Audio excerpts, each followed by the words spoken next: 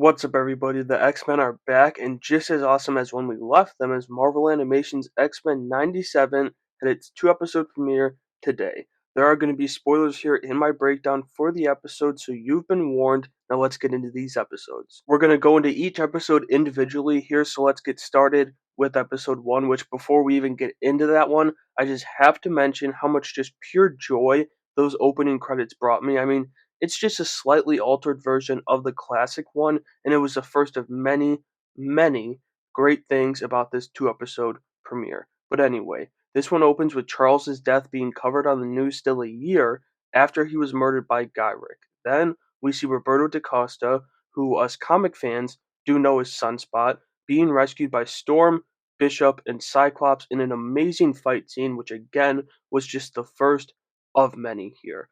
After that's wrapped up, we get a conversation between Scott and Jean, where after talking about their past with the team, she switches to their future and suggests leaving the X-Men behind to raise their coming son.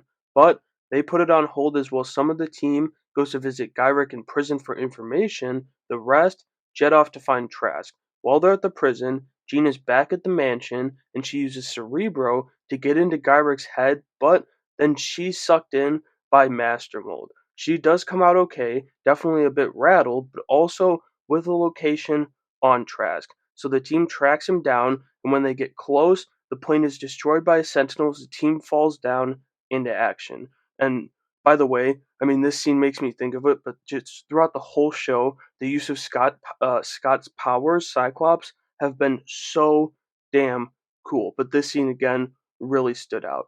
Anyway, we get Cyclops' "To Me My X-Men" line, which I loved in the show and in the trailer, and they take on a whole lot of Sentinels once they find Trask. After another phenomenal action sequence, they give Trask to the UN, and the threat to Roberto has been dealt with. Back at the mansion, we see Jubilee share a touching moment with Roberto, talking with him about the similarities to how they found the X-Men and how she found herself with the team, and I thought it was a really good idea, whether it was intentional or unintentional, to start this reboot series with a very similar episode to how the original show started, with Jubilee and Roberto really reflecting each other. Anyway, the episode ends as Magneto shows up at the mansion and informs the X-Men that Charles left him everything in his will, and now the team is his as he echoes Scott's "My X-Men." That was a great episode. I liked the story. I thought it was a good base, while also still throwing us into the action just like the original series did. Then that action was absolutely fantastic too. I loved, absolutely loved the sequence when they're getting to Trask, and the most, yeah, I'd say I like that one the most probably, but specifically because of the scene in that where Gambit's on Wolverine's back and uses his powers to ignite his claws. It was just perfect.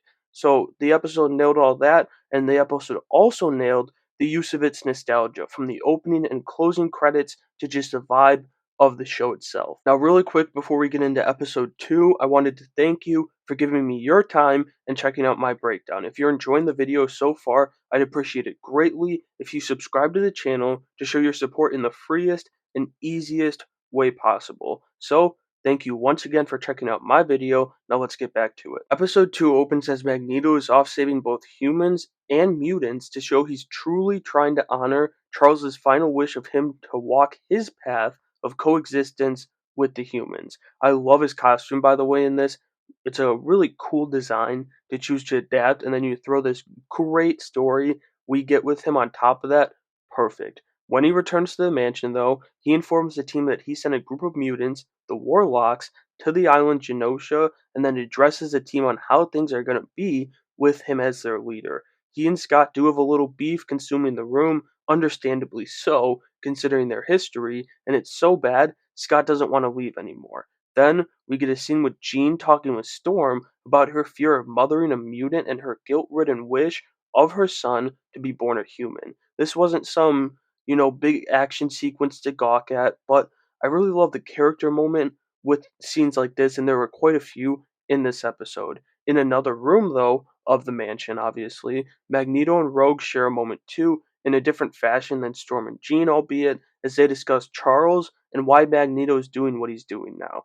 But things don't stay quiet at the mansion for too long as the UN comes in to arrest Magneto, and after resisting initially, he goes willingly with them to stand trial. While most of the team is at that trial, keeping the peace there, Logan and Jean are at the mansion alone when Jean goes into labor. That happens at the worst possible time as the protesters get violent and are inside the building now as the X-Men jump into action with the Executioner coming for Magneto. Jean makes contact with Scott and tells him their son's on the way as Storm orders Rogue to take him to the hospital, and it's a damn good thing she did because the doctor is refusing to deliver the child because they're mutants, so Rogue takes his medical abilities and does it herself. Back at the UN, Magneto, who just seen Storm shot by the laser meant for him, snaps, taking the judges and the executioner out into space, but he doesn't harm them. He takes it as another moment to demonstrate once again that he is truly trying to honor Charles's last wish of him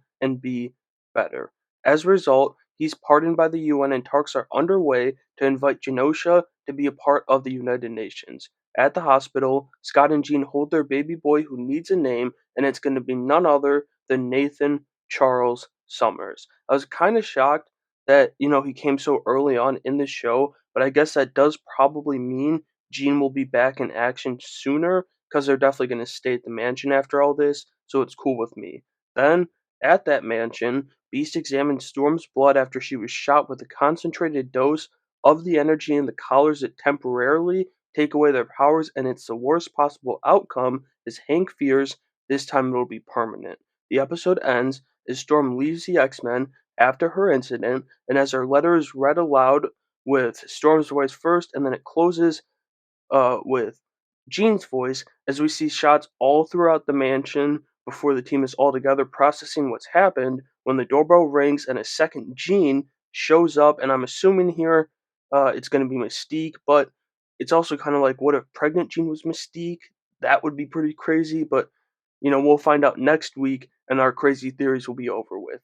At the end of the day, both episodes were great for me personally. This one got me with its character moments, really, though, whereas the first one won me over with its action sequences, and Magneto's got some really powerful scenes in this episode, and the end was a great cliffhanger with both Storm leaving and the second Jean showing up. And so that'll do it for my breakdown of the first two episodes of X-Men 97. It was a great two-episode premiere here, and I can't wait for next week's episode. It's a damn good time to be a nerd. But let me know what you thought about the first two episodes down in the comments below, and make sure you have a great day.